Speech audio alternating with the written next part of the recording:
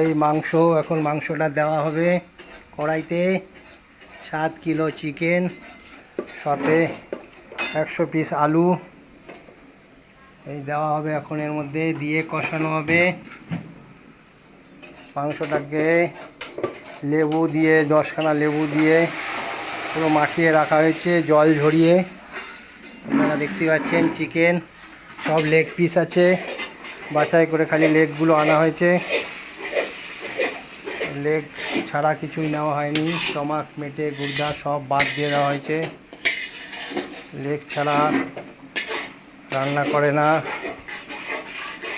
এই যে দেখতে পাচ্ছেন শুধু লেগ পিস পিস করা আছে। এই মাংস কষানো হচ্ছে, এখন আস্তে ধীরে দেওয়া হবে সব। করবি এই জল পড়ে গেছে, জল দিয়ে দারুণ করে ফুটাতে হবে, সুন্দর করে ফুটাতে হবে, সুন্দর করে। মাংস প্রায় কমপ্লিট, আলু পড়ে গেছে মাংসতে, খুব সুন্দর, খুব সুন্দর হয়ে গেছে, দারুণ। এবার জল দেবে, জল জল জল জল চলে এসেছে। এই জল ধীরে ধীরে দিতে হবে সুন্দর করে। না না রাখো, জল নিজের হাতে দেবে সুন্দর করে। রাহুল বলছে ঠিক আছে, এই যে রাহুল খাচ্ছে, টেস্ট করছে। টেস্ট করার জন্য খালি রাহুল ডাকলেও পাওয়া যায় না, ঠিক আছে। এই ছেঁকে ছেঁকে তুলছে, ছেঁকে ছেঁকে তোলা হচ্ছে। পরিবেশন করে, পরিবেশন। 2 পিস করে মাংস দেবে, এই যে 2 পিস করে মাংস দেবে, রাইস দেবে, বেড়ে দেবে কি বড় বড় মাংসের পিস, ঠিক আছে। এই যে বড় বড় মাংস পিস, এই যে কি নাম জানি, ভুলে গেছি নামটা, কি জানি। আপনার নাম কি? দিদির নাম্বারে অনেক গেছিলেন তো আপনি? হ্যাঁ, এই তো দিদি নাম্বার থেকে আসলেন। না কাজ নেই, কাজ শেষ, দিদি নাম্বারে যেতে হবে। যাবেন তো আপনি? হাঁড়িগুলো রাখার জন্য তোমার দরকার, পরিবেশন করবে। 2 পিস মাংস, আর লাগবে, আর লাগবে বলবে। এই ঘি, সব ঘি ছিটানো হবে, ঘিটা রেডি করা হচ্ছে। এই রাইস হয়ে এসছে, ফুটছে টকবক টকবক করে, দেখতেই পাচ্ছেন। ঘি রেডি।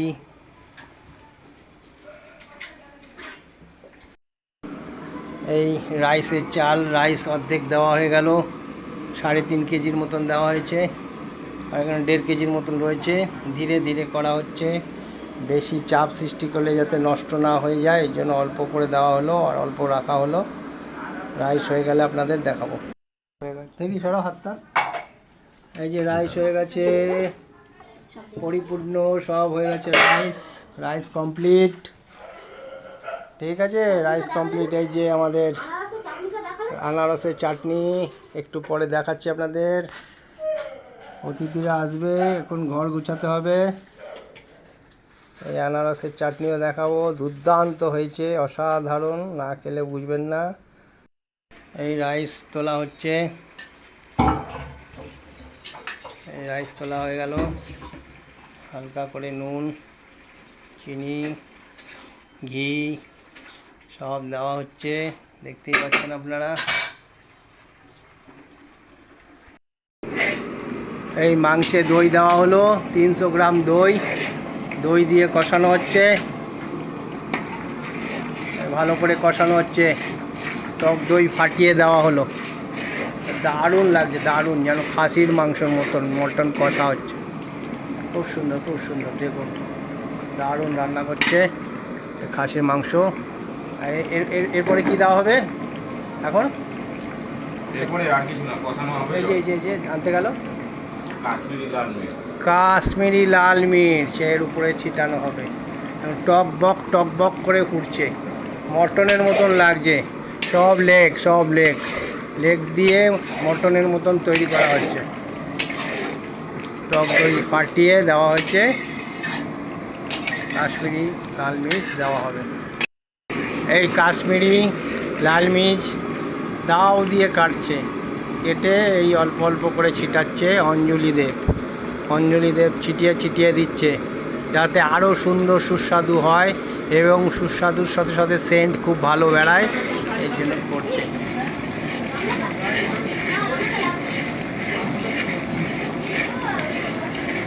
এই সুন্দর করে হয়ে গেল, কাশ্মীরি লাল মির্চ দেওয়া হয়ে গেল। এই মাংস দেওয়া হচ্ছে মশলার সাথে, কড়াইতে পড়ে গেছে মাংস। এখন মাংসটাকে গ্রেভি দিয়ে পুরো কষানো হবে, টকবক করে ফুটছে মাংস, দেখতেই পাচ্ছেন। এই গ্রেভি দিয়ে মাংসটাকে পুরো মিক্সড করা হচ্ছে, সুন্দর করে মিক্স করা হচ্ছে, দেখতেই পাচ্ছেন আপনারা। ধীরে ধীরে যত কষাবে তত স্বাদ, তত সুস্বাদু, তত টেস্ট, খেতে ভালো হবে। অক্লান্ত পরিশ্রম করা হচ্ছে, সবাই যাতে তৃপ্তি করে খেতে পারে।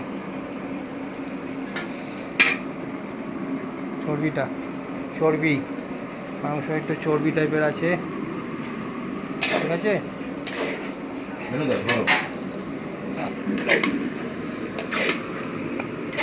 এই দেখতে পাচ্ছেন আমি ধরে রয়েছি কড়াইটা, মাংসকে পুরো কষানো হচ্ছে, ধীরে ধীরে কষাচ্ছে আমাদের বন্ধু সুমন।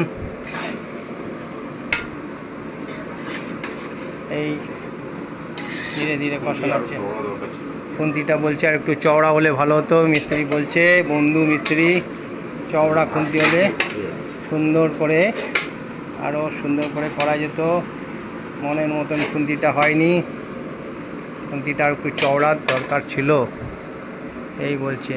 এদিকে মাছের ঝোল হচ্ছে, দুজন মাংস খায় না, তাদের জন্য মাছ করা হচ্ছে, অঞ্জলিদেব মাছ করছে, আর এদিকে চিকেন কষানো হচ্ছে। এই গাজর, রাইসের জন্য গাজর ভাজা হচ্ছে, কিশমিশ, ক্যাপসিকাম, কাজু সব ধীরে ধীরে ভাজা হচ্ছে। এই চাল ভেজানো হচ্ছে, চালে জল পড়ে গেছে, চাল ভেজানো হচ্ছে।